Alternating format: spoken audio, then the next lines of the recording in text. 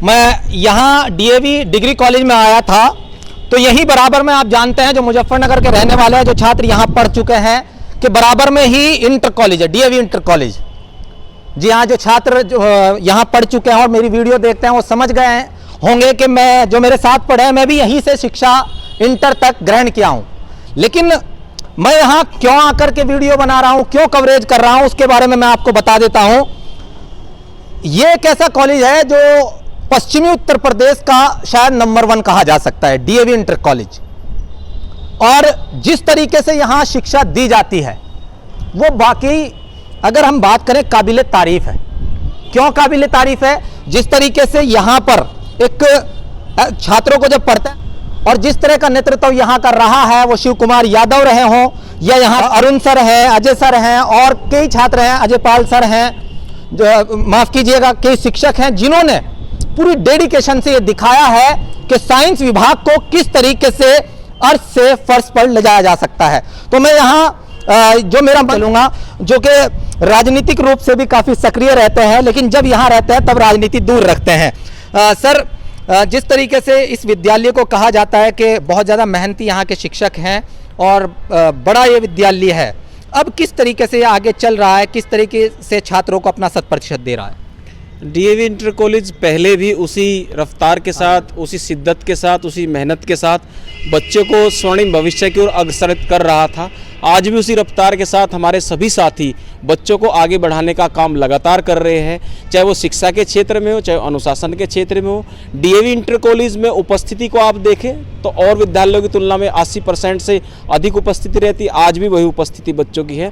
और DAV inter college का नाम दयानंद एग्लो वैदिक इंटर कॉलेज है, लेकिन डी का मतलब हम डिसिप्लिन मान करके चलते हैं। हमारे सभी अध्यापक, आज आदरणीय सुनील शर्मा जी के नेतृत्व में सभी अध्यापक बहुत ही शिद्दत के साथ, बहुत ही वफाई के साथ और बहुत ही मेहनत के साथ ऐसे डीएवी ने जो मुकाम बनाया, उस मुकाम को हमेशा चिरस्थायी बनाने का काम कर रहे हैं, उसको हमेशा आगे बढ़ाने का काम कर रहे हैं और करते रहेंगे जब तक हम इस विद्यालय में हैं। क्योंकि हम इस विद्यालय की आन बान और शान को पर कोई भी तोहमत, कोई भी हम गिला शिकवा लगने से हमेशा अग्रसारित रहते, हमेशा खड़े रहते, बैरियर की तरह खड़े रहते। किसी भी छात्र को अनुशासन तोड़ने का कोई अधिकार नहीं, क्योंकि हम भी अनुशासित है, यहाँ के कर्मचारी अनुशासित है, यहाँ का अध्यापक अनुशासित है, यहाँ के 4th क्लास, यहाँ के क्लर्क, यहाँ के बाबू, सभी लोग अनुशासित है। और जब स्वयं में डीएवी पूरा अनुशासित है तो डीएवी का हर पक्ष अनुशासित है।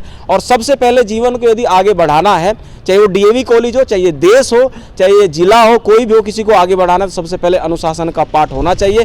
हम सब के अंदर अनुशासन है, इसलिए हम चाहते हैं कि बच्चे भी अनुशासित होकर के हमेशा आगे बढ़े, अपने गांव का नाम रोशन करे, अपने जिले का नाम रोशन करे, अपने शिक्षकों का नाम रोशन करे और इस विद्यालय का नाम भी रोशन करे। इसका प्रयास हमेशा रहता है। अभी कुछ दिनों पहले काफ़ी चर्चाओं में विद्यालय रहा था, कुछ राजनीतिक जो एक देखते हैं उसका शिकार भी हुआ था, द्वेष का, तो उसके बारे में क्या कहते हैं, कैसे उससे उभरे हैं आप लोग?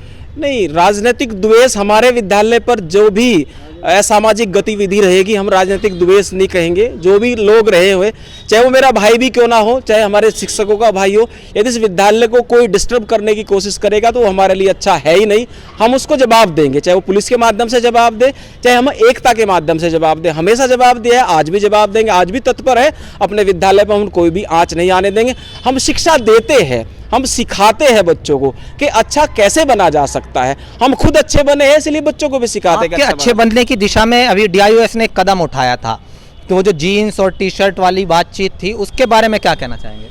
नहीं, पहनावे से अच्छा बनना और आंतरिक रूप से अच्छा बनना, इसमें फ़र्क है। पहनावे से किसी की आइडेंटिटी, पहनावे से किसी की पहचान नहीं हो सकती, लेकिन जीन्स में भी एक शालीन पोशाक होती है, उसमें रहना जरूरी है, वो भी अनुशासन का पार्ट है। लेकिन यदि आंतरिक रूप से हम अनुशासित है, आत्म मन से अनुशासित है, कक्षा में जाकर के छात्रों को हम अनुशासित रूप से पढ़ा रहे हैं, तो अनुशासन की कोई कपड़ों से कोई अनुशासन परिभाषित नहीं हो सकता, शालीनता से परिभाषित हो सकता है। हमें पोशाक जीन्स और टी-शर्ट या पजामे से कोई पोशाक शालीन है, इसका परिभाषित करना मेरा व्यक्तिगत विचार है, इससे कोई परिभाषित नहीं हो सकता। जी सर, आप वाइस प्रिंसिपल हैं फिलहाल, वो प्रधानाचार्य का जो देख रहे हैं, क्या लगता है शिव कुमार जी की कमी खलती है? उनका जो नेतृत्व था वो तो कहीं ना कहीं याद आता होगा ना?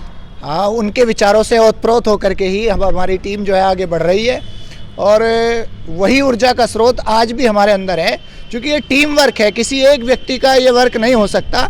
जब पूरा विद्यालय परिवार एक साथ चलता है तो फिर उन्नति होना स्वाभाविक ही है।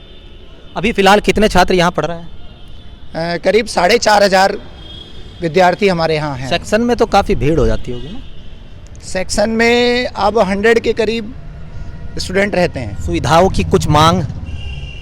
सुविधाएं हमारे यहाँ विद्यालय में सब हैं।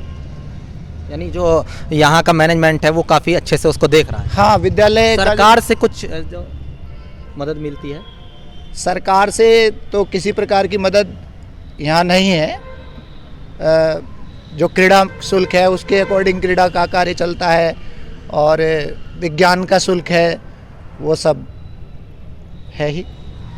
तो इनका कहना है कि अपने ही दम पर मैनेजमेंट यहाँ से जो है तमाम खर्चे पूरा करता है। जो ये लैब है रसायन विज्ञान की प्रयोगशाला, यहाँ हमने भी वक्त गुजारा है। शायद मुझे नहीं लगता कि मुजफ्फरनगर के आसपास के जिलों में भी इस तरीके से लैब में कार्य कराया जाता होगा, क्योंकि आप पैसा आता है विद्यालयों में लैब के नाम का, लेकिन वो जाता कहाँ है इसका हिसाब किसी के पास नहीं है बंधुओं।